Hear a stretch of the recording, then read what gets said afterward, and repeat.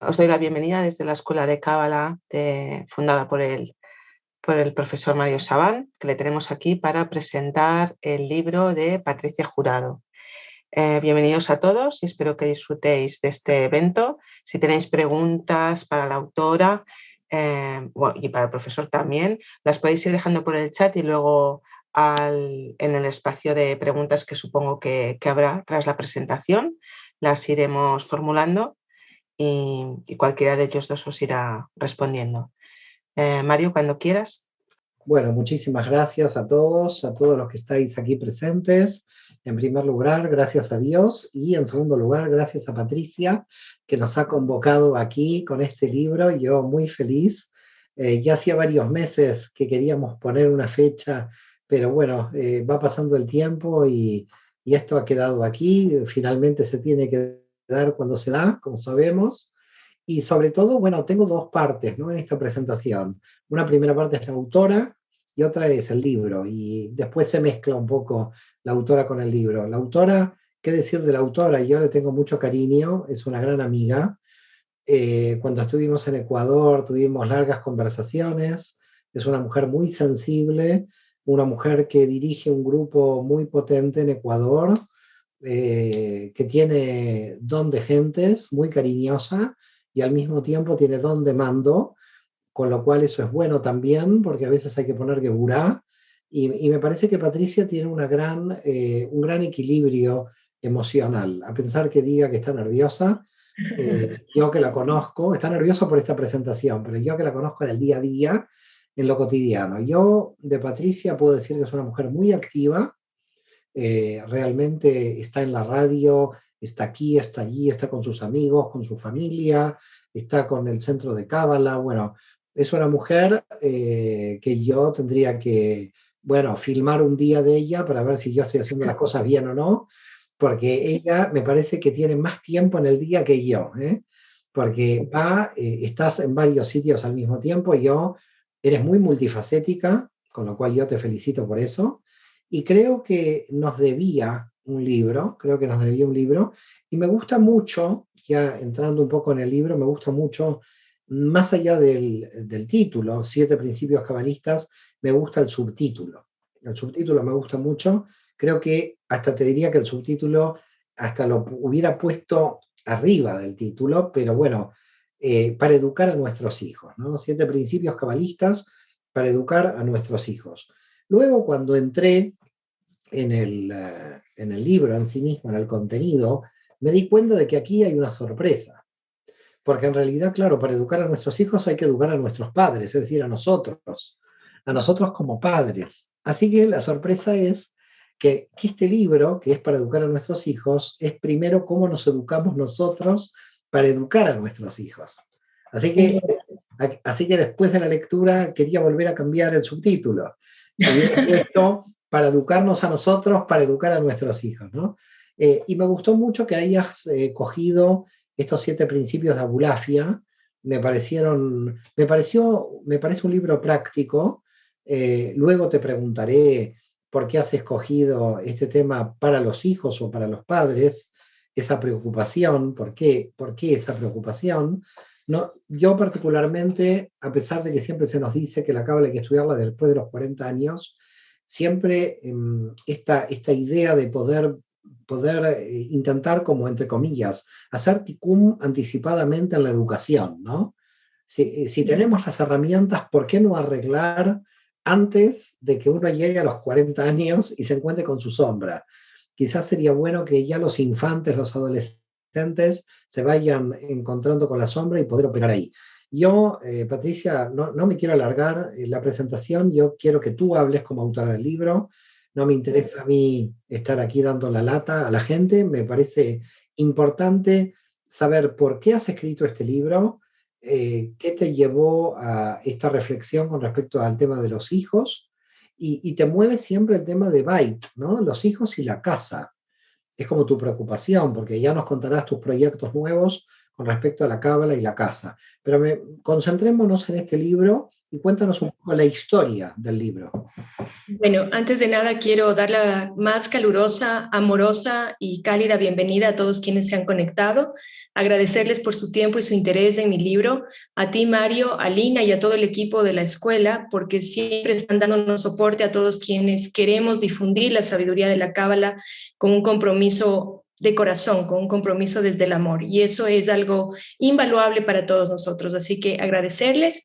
Y bueno, la pregunta es que tú me dices, ¿por qué escribí este libro direccionado hacia la educación de los hijos y por qué mi preocupación constante por el Shalom Bait, que es un concepto que estudiamos en Kabbalah, ¿no? Lo que yo me di cuenta, básicamente, es que cada vez es más desafiante educar a los hijos. Creo que somos, quizás me equivoco, la primera generación que vamos a salir o a experimentar lo que significa ser padres con temor, con miedo. Tenemos mucho miedo de nuestros hijos.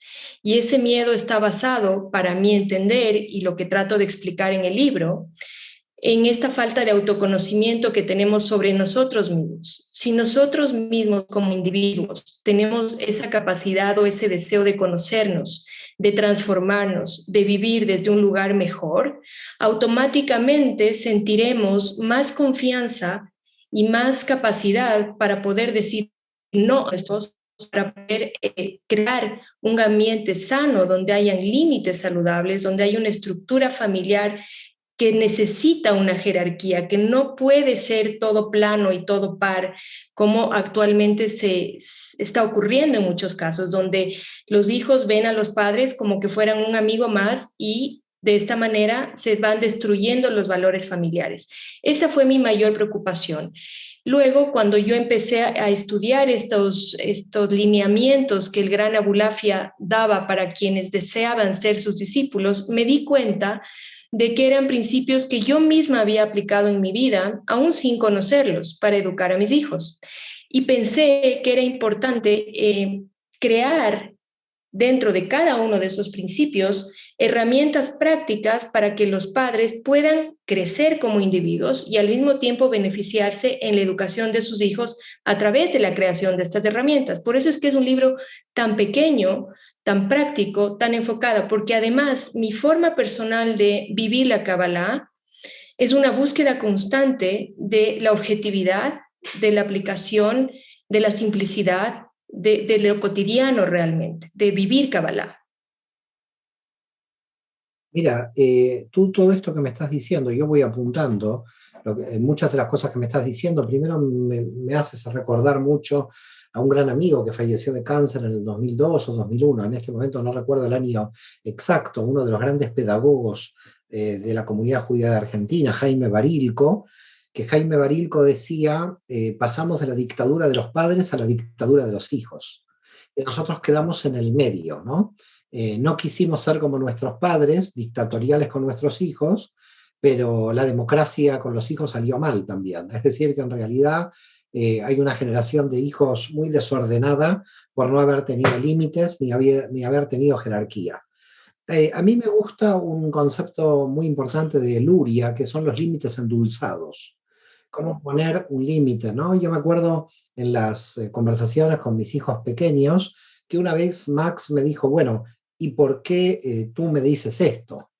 Y yo, que siempre en la Cábala, cuando hay un porqué, trato de dar un razonamiento, me salió en automático porque yo soy tu padre. Es decir, porque yo soy la autoridad. Y en parte me sentí mal, porque parecía que yo tenía que haberle hecho una reflexión de 1 hora y media para tratar de explicarle algo que quizás no le iba a entender en ese momento. Entonces yo veo que como padres muchas veces lo que no queremos es que nuestros hijos sufran, pero al mismo tiempo no nos damos cuenta que al no poner límites o al no imponernos como autoridad, la cosa también va peor. Y por otro lado también, otra de las cosas que yo he visto, no solo en mi experiencia personal, que también la he visto lamentablemente, sino también en experiencias de muchos, es la descoordinación entre los padres de cómo actuar, ¿no? Es decir, a veces hay dos padres muy rigurosos, los padres demasiado rigurosos, la consecuencia es que sus hijos mienten, porque con tanto rigor no hay escapatoria. hay uno riguroso, otro misericordioso. Es como que hay un padre Geburah y hay un padre Gesed. Si los dos se ponen en Geburah, los hijos mal. Si los dos se ponen en Gesed, los hijos mal. ¿Quién va a ser el poli bueno y el poli malo? Como se dice habitualmente en una negociación comercial. Y entonces, en realidad, yo creo que la educación de los hijos es una de las cosas más misteriosas que hay. De modo que hay un cabalista, que a mí me llamó mucho la atención, no recuerdo en este momento el nombre, que decía, construir una familia es un milagro más grande que abrir las aguas del Mar Rojo. Así es. Y realmente yo creo que es así, porque en realidad no nos enseñaron a ser padres. Y al no enseñarnos a ser padres, el único modelo que tenemos es el padre que hemos tenido o la madre que hemos tenido. Y lo más fácil es la réplica de ese modelo. Entonces, claro, uno dice, bueno, no quiero replicar, replico. Bueno, tengo que replicar lo que tengo que replicar. ¿Qué pongo a reflexionar? ¿Reflexiono o no reflexiono? Bueno, el crecimiento con los hijos es que no se necesita ningún curso de cábala. Tú estás con un hijo y te da un curso de cábala acelerado, ¿no? A mí me queda claro. Pero me gustan también los últimos conceptos tuyos de simplicidad, de ir a lo cotidiano, de la cábala en acción, porque a veces tenemos tantas abstracciones, tantas teorías, tantas ideas, tantos libros de cábala, y luego, cuando llegamos a la acción, no sabemos cómo actuar. Entonces, a mí me gusta tu obra porque es una obra de acción. Yo te diría, ¿no? Los cabalistas han escrito el Sefer Yetzirah, el Sefer Briah, yo escribí algo sobre Atzilut, pero a mí me gusta porque este libro tendría que ser el Sefer Asiá. ¿Cómo bajar la cábala a la materia? ¿Tú qué piensas de esto? Ese es mi intento constante y lo que tú dijiste creo que es algo que vale la pena recalcar porque esta idea romántica que nos han vendido de la familia, del hogar, de la pareja, de cómo debería ser la educación con nuestros hijos, creo que es parte del gran perjuicio que ha tenido la humanidad culturalmente hablando, socioculturalmente hablando en los últimos años. Fíjate que nuestros sabios de la Cábala ya dicen, bueno, yo lo había escuchado de otra manera, pero es lo mismo, de que tener un matrimonio feliz, estable, no estable de apagado, sino estable de movimiento constructivo, ¿sí? Significa o es tan complejo como abrir el Mar Rojo. Entonces, cuando uno cae en cuenta de que la responsabilidad no es simplemente o siempre dulce, ni tampoco tiene por qué ser siempre amarga, la búsqueda de cualquier estudiante de Kabbalah sería lo que tú dijiste, equilibrar columna derecha y columna izquierda para poder vivir de una manera agradable, ¿no es cierto? Ahora, cuando uno lleva esto a la práctica, cuando uno está frente a un berrinche de un hijo, cuando uno está frente a un hijo adolescente que te cuestiona y que se revela frente a ti, ¿cómo encontramos ese equilibrio? Una de las herramientas que yo recomiendo y que está explicada en el libro es el poder de la pausa, que simplemente ocurre esta situación donde yo veo el berrinche de mi hijo, veo el desafío del adolescente o incluso de un hijo adulto, y yo simplemente, en lugar de responder de la manera en la que mis patrones de árbol genealógico, como tú ya bien mencionaste, hubieran respondido desde mis memorias genéticas ancestrales, o en lugar de responder desde lo opuesto a mis memorias genéticas ancestrales, que es dos polaridades, elijo la posibilidad de crear mi propia respuesta. Una respuesta que viene del equilibrio de Patricia o de Mario, donde el momento en que yo pauso y no respondo de manera robótica, estoy creando un recipiente, un cli, para que la luz se precipite y yo pueda responder de una manera diferente a mis patrones de comportamiento y a mis hábitos emocionales tóxicos que tanto daño ocasionan también a la familia. Cuando yo hago ese ejercicio simplemente de decir, este es el desafío, este es el momento de la verdad, porque la cotidianidad, Mario, para quienes estudiamos Cábala, es el momento de la verdad. Es el momento donde toda esa teoría, esa metafísica, ese misticismo y todo lo maravilloso y seductor que tiene la sabiduría de la Cábala llega a nuestras vidas a tocar la puerta. Ese es el momento de la verdad. Y de esta manera, con esta herramienta tan práctica, uno consigue ir desarrollando nuevos hábitos de comportamiento, nuevos hábitos de respuesta, que son a la final la transformación espiritual que todos buscamos a través de la Cábala. Ahora, ¿cuánto hemos heredado, ¿no? Mientras tú hablabas, no quiero autopsicoanalizarme aquí porque es una presentación de un libro, pero recuerdo muchas veces cuando mi madre decía, a mí no me quedó este patrón, creo que yo lo anulé o no sé, lo bloqueé, decía, bueno, cuando llegará tu padre verás lo que pasa. Entonces teníamos un terror al padre, todos, que creíamos que cuando llegaba el padre iba a ser el final, pero en realidad no había ningún terror, porque mi padre realmente era muy bondadoso y muy todo. Pero digamos, hay ciertos patrones que uno ahora los recuerda. Yo, lo que sí me queda claro es que hay una diferencia, que yo la siento, y es, no quiero que la gente pueda, y justamente en mi caso, que no lo soy, conservador con respecto a valores que si hay que ponerlos en jaque, los ponemos en jaque en la cábala, pero sí hay una falta de autoridad, una falta de organización, una falta de orden. En definitiva, hay puntos de mala educación en general, en algunos, no voy a hablar de los hijos en particular de cada uno, sino a nivel global, ¿no? Porque no sé si nuestra generación no ha sabido tampoco dar el ejemplo. Nosotros teníamos ejemplos en nuestra época y nosotros no sé si hemos organizado referencias. No me queda claro qué tipo de generación viene luego de la nuestra. Hay buenos chicos, hay gente bien formada, como padres hemos hecho todo lo posible, cada uno de nosotros, pero creo que hemos estado mucho más perdidos que nuestros padres a la hora de educar, todos, me incluyo. Creo que hemos estado mucho más perdidos porque en cierta forma es lo que tú decías, ¿no? Veníamos de un romanticismo ingenuo de creer que íbamos a ser amigos de nuestros hijos y no fue así, y no puede ser así. Y creo que fue esta la trampa en la que hemos caído una gran mayoría. ¿Tú cómo ves esto? Sí, sin ninguna duda, venimos de un lugar, como ya dije, de fragilidad interior, donde no estamos seguros, no tenemos ese aplomo interno, esa solidez interna que nos permite a nosotros identificar cómo responder en cada situación a nuestros hijos, porque tampoco podemos educarles a todos por igual.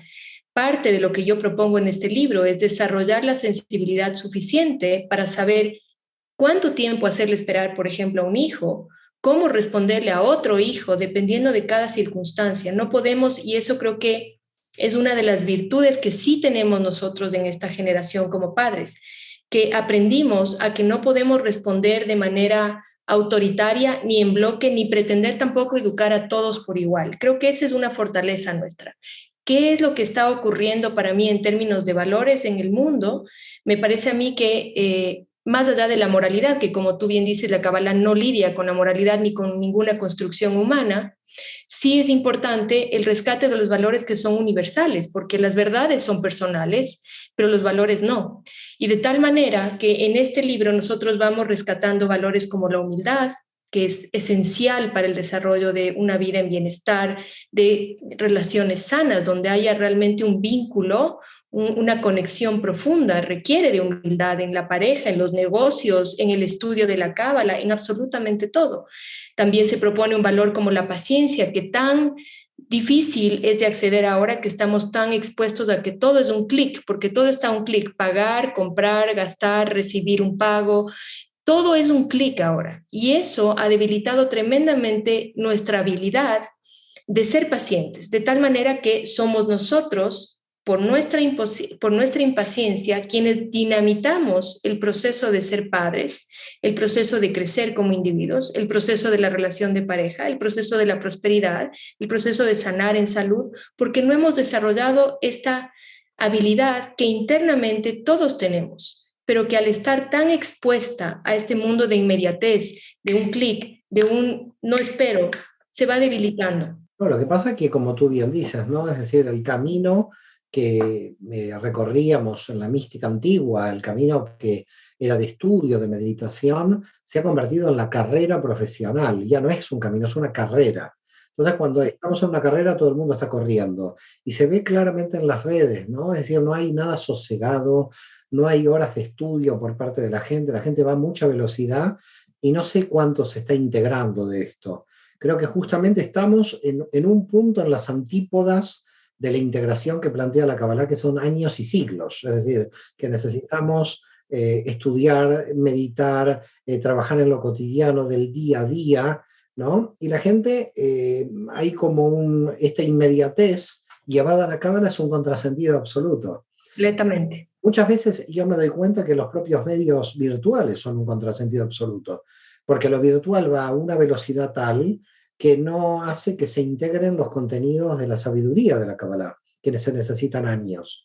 Entonces yo muchas veces entro en contradicciones interiores, donde digo, ¿cómo vamos a ser compatible la realidad de estos medios de comunicación con tanta inmediatez, donde tú lanzas una frase de Cábala y se lo engulle en una semana, cuando los sabios de la Cábala estaban años tratando de incorporarla a sus vidas? Entonces, claro, parece que engullimos conocimiento desde la Biná y finalmente no lo integramos. No sabemos cuál es el sentido ni el plan de acción. Queremos una pastilla rápida que nos den en la farmacia, lo mismo pedimos en la Kabbalah, es la McDonaldización de la espiritualidad, a tanta velocidad que en realidad es algo vertiginoso, donde es incompatible con una sabiduría que se tiene que aposentar, que tiene que ser sosegada, que necesitas día tras día y necesitas años, ¿no? Entonces tú te das cuenta que entra una persona, dice, bueno, medité el nombre de Dios, hice un curso tal y ahora yo o voy a dar clases o yo ya... No hay forma de integrar, no hay tiempo de integración, ¿no? Entonces, tú al final del libro, es un libro interesante porque al final tú pones, fíjense, lo voy a mostrar, elabora tu propio plan de acción, ¿no? El plan de acción parece ser que involucra a toda la familia, ¿no? No está solo en el plan de acción. Esto parece que está pensado, no hay una persona aquí. Aquí está toda la familia en el plan de acción. El plan de acción, ¿hacia dónde va? ¿Hacia dónde quiera la persona? ¿O esta foto ya me está condicionando? El plan de acción lo que busca de alguna manera es, a través de preguntas específicas que se te hace y recomendaciones también que se te hace, que tú estos conceptos que leíste, ¿cómo los vas a aplicar en tu casa, en tu realidad personal? Porque la realidad es personal, no es global. Entonces, cuando nosotros nos hacemos preguntas, que ya sabemos en Cábala que son tan potentes y tan importantes, es cuando realmente creamos la posibilidad de esa transformación, porque como tú bien dices, no va a ocurrir de la noche a la mañana. No son cuántos cursos hago ni cuántos libros leo, sino cuánta capacidad tengo realmente de integrar a través de la vivencia, a través de la experiencia, esos conceptos. Y eso va a tomar su tiempo. Eso va a tomar su tiempo. Y como tú bien dices, ahora estamos expuestos a esto de las redes sociales, que nos ha quitado, también nos ha quitado esa gran capacidad que tenía el ser humano de hallar la apreciación sobre lo que ya tiene aquí y ahora, de renovar, de restaurar, de resignificar, porque estamos adictos a lo nuevo, estamos todo el tiempo buscando lo nuevo, el nuevo curso, el nuevo libro que dijeron, el nuevo podcast, el nuevo video.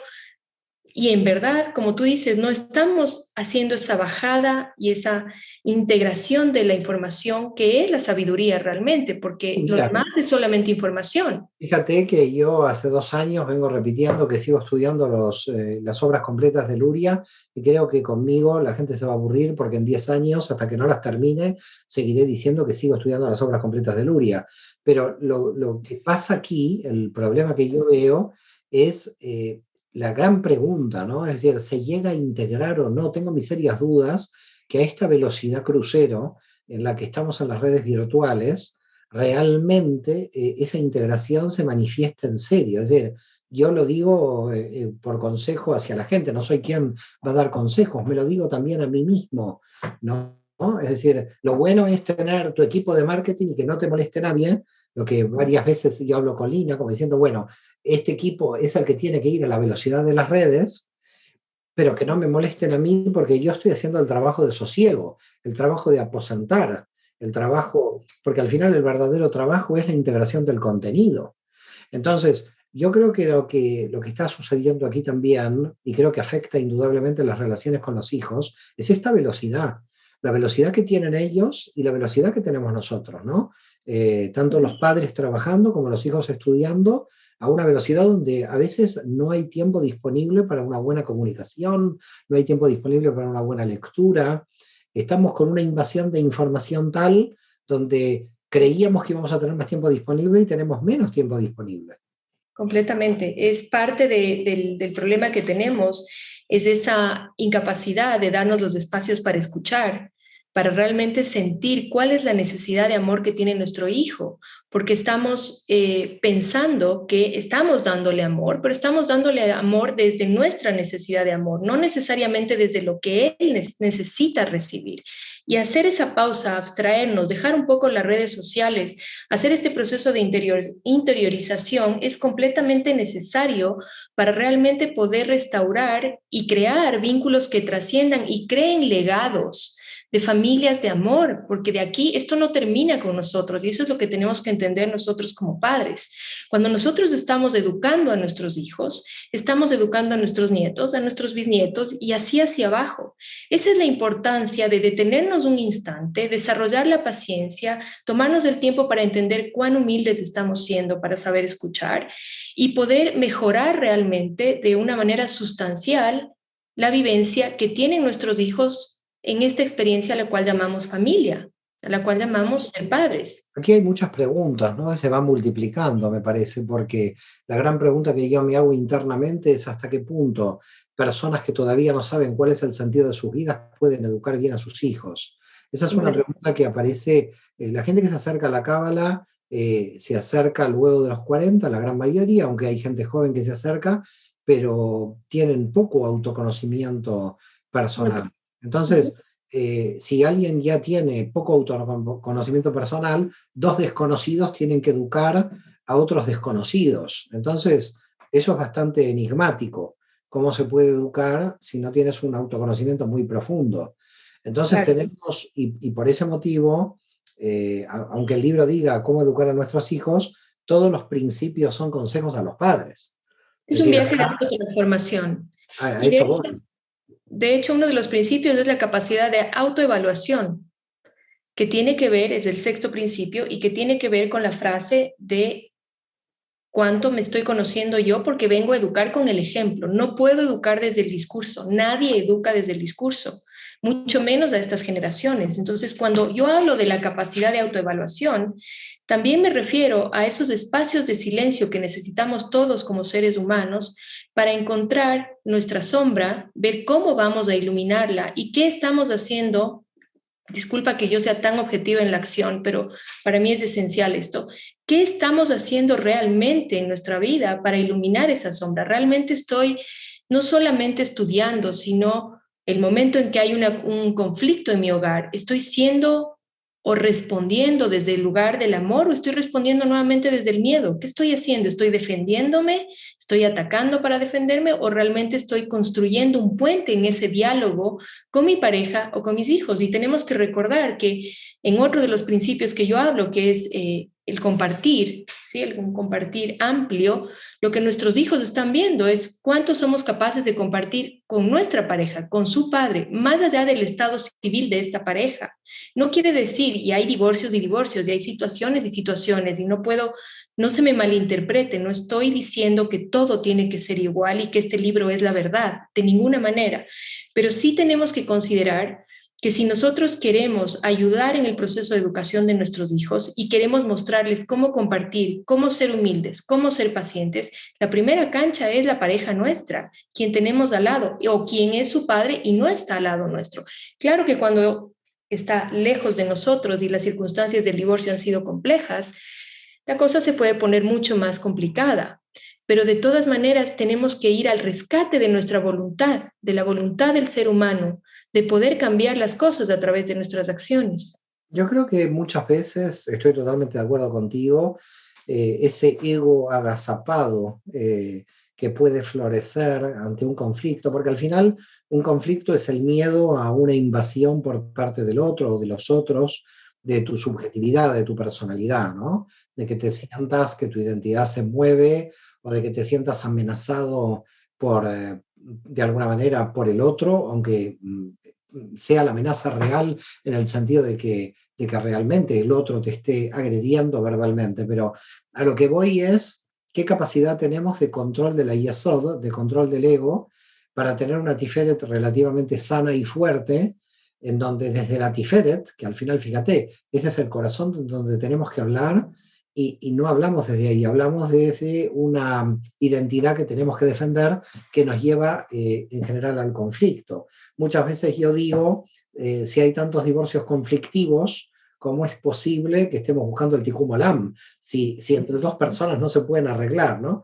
Pero no solamente divorcios conflictivos, relaciones de hermanos conflictivas, relaciones con padres conflictivos. Entonces, hay conflictos en muchos grupos, si se quiere. Y esos mini conflictos, para llamarlo de alguna manera, nos demuestran cuánto trabajo tenemos que hacer interior, porque en parte somos responsables de que ese conflicto, somos responsables o por activa o por pasiva. Es decir, somos responsables por activa o por pasiva. Ahora, yo pienso que hay un elemento que es la tiferet, que es un elemento paradójico, porque la tiferet tiene que crecer y se tiene que proteger. Entonces, la tiferet tiene que crecer, y a veces cuando entiende mal cómo protegerse, también entra en el conflicto. Es decir, a veces la tiferet no se da cuenta que dice, bueno, yo tengo que poner Geburá. Y a veces poner Geburá es poner una pausa, no es poner un límite conflictivo al otro, ¿no? Entonces a mí me gusta mucho la idea de pausa. Pausa es Geburá. Claro, es restringir nuestra energía, restringir nuestro deseo de hacer o de decir, o de no hacer o de no decir, es restringir Geburah. Y cuando nosotros tenemos una tiferet fuerte, que es este trabajo constante de la búsqueda del equilibrio, estas cosas cotidianas ya no nos desestabilizan, ya estos desafíos con los hijos pueden causar molestia, de hecho causan molestia y en muchos casos pueden incluso causar dolor, porque somos seres humanos y mientras estemos aquí en Malhut, estamos sujetos a lo que Malhut representa o significa. Pero cuando tienes este trabajo constante de crear el equilibrio, de fortalecer tu tiferet, ya no te derrumban los problemas con los hijos, ya es como una cama elástica en la que rebotas y vuelves a tu equilibrio, no queriendo decir que volver al equilibrio sea desinterés, o sea, que perdimos la sensibilidad. No, por el contrario, encontramos una nueva manera de enfocar, de resignificar lo que está ocurriendo y a través de este trabajo constante de crecimiento personal, de autoevaluación, de autoconocimiento y de transformación, esa base sólida, ese tiferet fuerte, es lo que nos permite reencauzar cualquier situación con nuestra pareja o con nuestros hijos. Cualquier situación. Yo he pasado por cosas muy graves y muy dolorosas a lo largo de mi vida. Quienes me conocen lo saben. Yo siempre que estoy haciendo mi tikkun desde el día en que nací, porque casi muero, pero no quiero que se piense que yo tengo una vida de color de rosa, ni mucho menos. Si ustedes encuentran algo que sea útil para sus vidas en este momento, quiero que sepan que es el fruto de un trabajo muy riguroso de muchos años a través, no solo de la Cábala, sino de muchos caminos espirituales, que lo que ha logrado es hacer que comprenda que la voluntad humana, la voluntad del ser humano, realmente puede reconducir, redireccionar, resignificar muchas cosas que aparentemente son caóticas. Bueno, para mí la clave está en la emuná, mal entendida lamentablemente por lo religioso como fe, pero la emuná es la confianza de que todo lo que estás aprendiendo te potencia el camino y sigues adelante, ¿no? Es decir, ahí está la cuestión. Y creo que hay un elemento fundamental, que cuando uno vive en esa confianza, eso sí lo heredan los hijos, porque tienen la misma confianza. Es decir, como tú bien dices, la herencia es el ejemplo, la herencia no son las clases en la pizarra ni los libros. La herencia es el ejemplo, pero cuando uno tiene un ejemplo de Muná, que quiere decir confianza absoluta, entendida la absoluta entre comillas, que se puede debatir, que es absoluta, en el sentido de que yo sigo y aprendo, ¿no? Gamsule Tová. Sigo y aprendo. Viene el mal y aprendo. Viene el primo y aprendo. Viene la crítica y aprendo. Viene el elogio y aprendo. Y en un momento, el aprendizaje total, que llamaríamos DAT total, en ese nivel, te vuelve cinturón negro. Porque cuando tienes DAT total, no lo digo en serio, pero a ver, para cinturón negro te tuvieron que pegar mucho, así que tampoco te creas que, pero digamos a lo que voy es, cinturón negro es DAT total, en el sentido de DAT total es emuná absoluta. Si tú a todo lo transformas en aprendizaje, automáticamente esto es un entrenamiento que produce confianza. Esto lo tenemos clarísimo. Si los hijos ven ese modelo, de personas con ese nivel de voluntad, con ese nivel de razón, con ese nivel de entusiasmo, ¿eh? Y con ese nivel un poco de locura. Y te voy a contar una anécdota, algo privado, pero ya que estamos aquí en plan privado, vamos a contar algo en plan privado.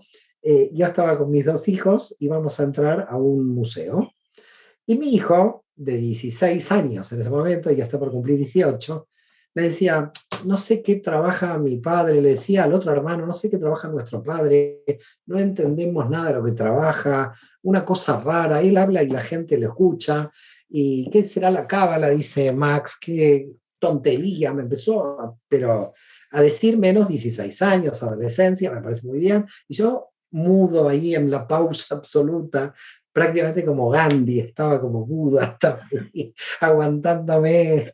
Dije, bueno, hijo adolescente, y dele que te pega, ¿y para qué sirve?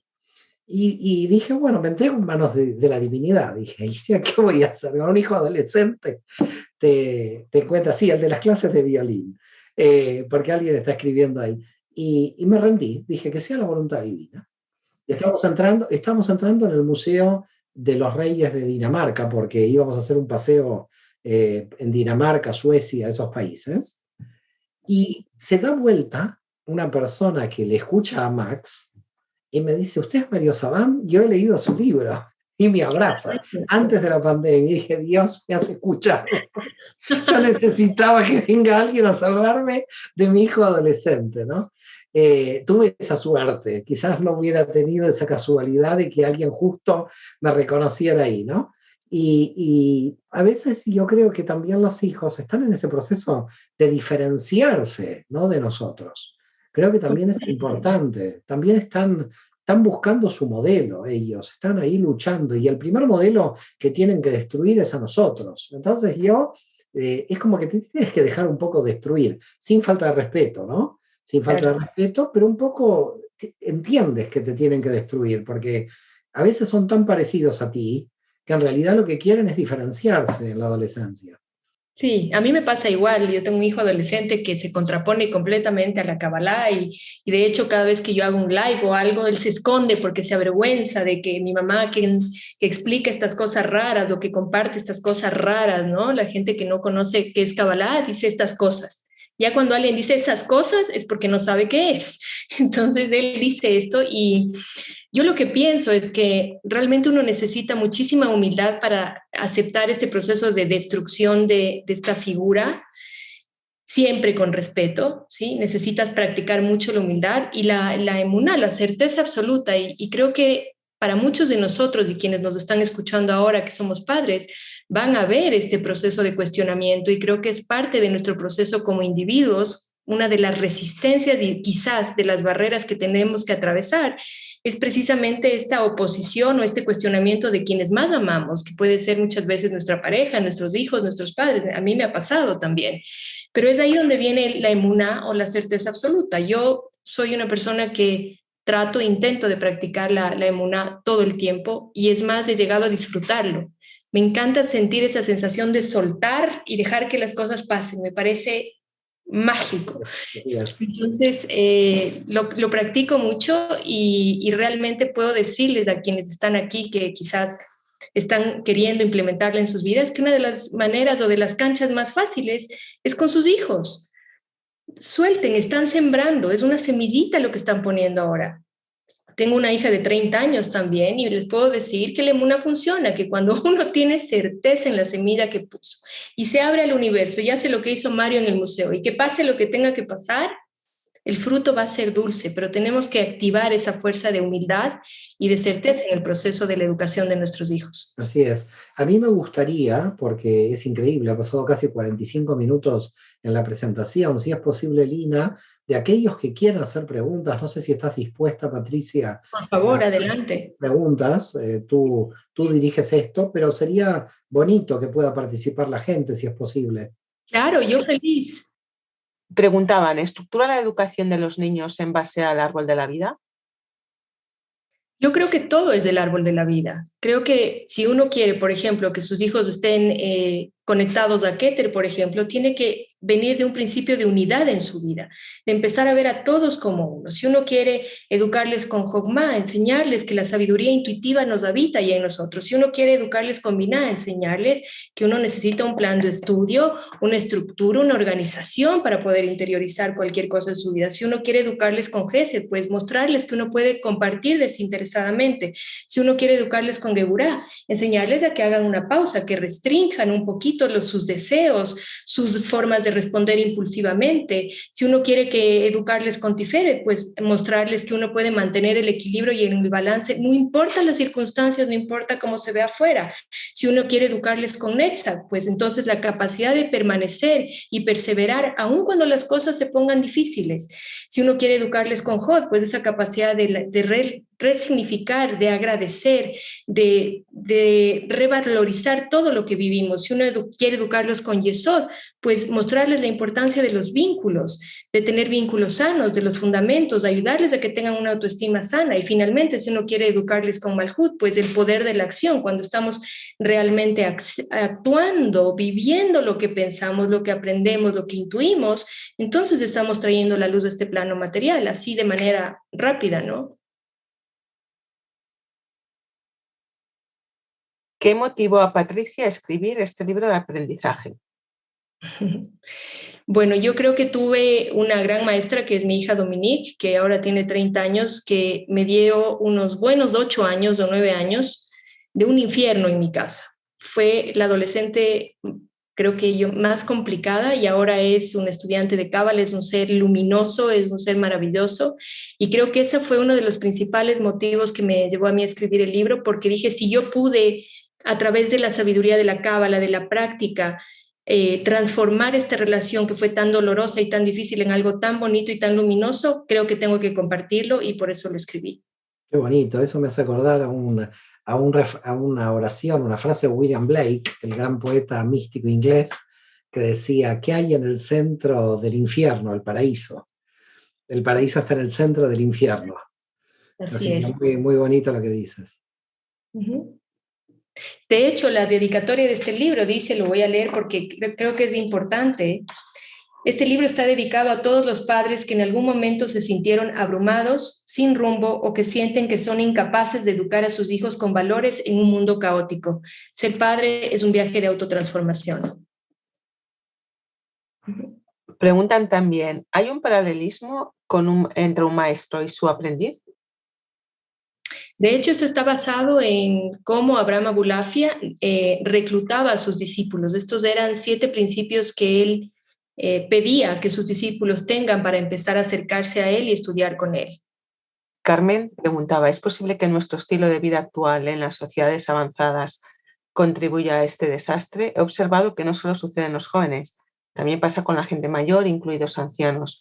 Se vuelven impertinentes, impacientes, intolerantes, habiendo vivido en su juventud con muchos valores morales, pero se olvidan. Es como una transformación conjunta de la sociedad a una involución. Bueno, nuestros sabios de la Cábala ya nos enseñaron, ¿no?, que el poder del entorno, el poder que tiene el entorno del cual nos rodeamos es inmenso en un ser humano, y sin duda creo que todo este comportamiento social, visual que tenemos a través de las redes sociales ha creado una influencia en algunos casos negativa, no en todos, pero creo que es importante que nosotros como estudiantes de Cábala empecemos a endulzar la visión que tenemos de la realidad actual para de esta manera sentirnos motivados e inspirados a aportar desde cualquiera lugar que tengamos dentro de este grupo humano. Hay una persona que te pide consejo, dice, ¿qué consejo me darías como madre soltera por elección de una niña de 5 años? ¿Desde qué sefirot sería la mejor opción para poner límites y cómo colocar las jerarquías estando las dos solas?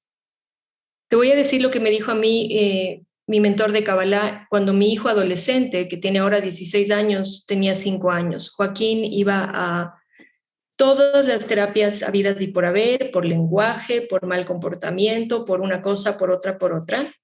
Y lo que a mí más me sirvió es que me dijo, escúchalo. Cuando esté gritando, cuando esté en este modo de berrinche, no sé si se dice en España berrinche, pataleta, no sé cómo se dice, cuando esté en ese momento, cuando te esté gritando y reclamando algo, escucha qué es lo que te pide. hice este ejercicio y yo tengo, como Mario me conoce, tengo una gran parte de tierra también en mi carta, tengo mucha estructura en mi vida, ¿sí? Entonces tengo horarios para todo, tengo todo repartido, una biná potente, entonces yo tenía un horario para todo con él y eso era demasiado rígido para su esencia vital. Y como no me obedecía, yo empezaba a levantar la voz y a gritarle y a decirle, tienes que hacerlo, y tienes que dormir, y tienes que comer, y tienes que lavarte los dientes, etc. El grito de él era, háblame con amor, mamá, háblame con amor. Así que el mejor consejo que yo te puedo dar, porque no te puedo decir que trabajes una sefirá, porque este carro de 10 ruedas necesita todas las sefirots activas para que se mueva adecuadamente y en equilibrio, lo que sí te puedo decir es que le escuches. Cuando está enojada, cuando está gritando, cuando está molesta, ¿qué es lo que te está pidiendo? Y desde ese lugar empieces a trabajar con ella. No es un consejo, es compartirte mi experiencia. La verdad que es muy interesante para mí todas las preguntas que se producen. Yo quería dejar este espacio para preguntas. A mí me parece importante también saber, este libro está en Amazon, Patricia, ¿cómo la gente lo puede adquirir? Sí, el libro está disponible en Amazon. Lina Cami tiene el enlace de Amazon, creo que lo iba a poner aquí en el chat. Lo pueden adquirir en papel o en versión Kindle también. Así que está disponible para todas partes del mundo, gracias a Dios. ¿Cómo puedo hacer que mi hijo ya mayor se interese en Cábala? No puedes hacerlo, tienes que inspirarlo. Inspíralo a través de tu cambio y de tu comportamiento. Por lo menos eso es lo que a mí me ha funcionado. Mientras menos le hables de Cábala y mientras más actúes de acuerdo a la Cábala, más inspiración vas a despertar en él y más deseo de saber qué hizo mi mamá, por qué está así, qué está pasando. Yo quiero saber qué es lo que ella hizo y ahí va a querer estudiar Cábala, pero tienes que inspirarlo desde tu acción y tu cambio. Cuando se pregunte por qué está tan feliz sin fundamento ninguno. Exacto. ¿Qué está fumando? Le van a preguntar. Claro, sí, sí, te dicen a los cabalistas siempre, ¿qué habrá fumado? Yo cuando termino algún seminario, ¿qué habrá fumado? Y yo no puedo fumar nada ni tabaco. Yo tampoco, yo no fumo nada, ni tabaco. Pero bueno, fumamos emuná. Está muy bonito para un libro ese título, Fumar emuná. Muy actual. Por eso digo, la verdad que un placer muy grande, Patricia, tenerte, ha sido un privilegio.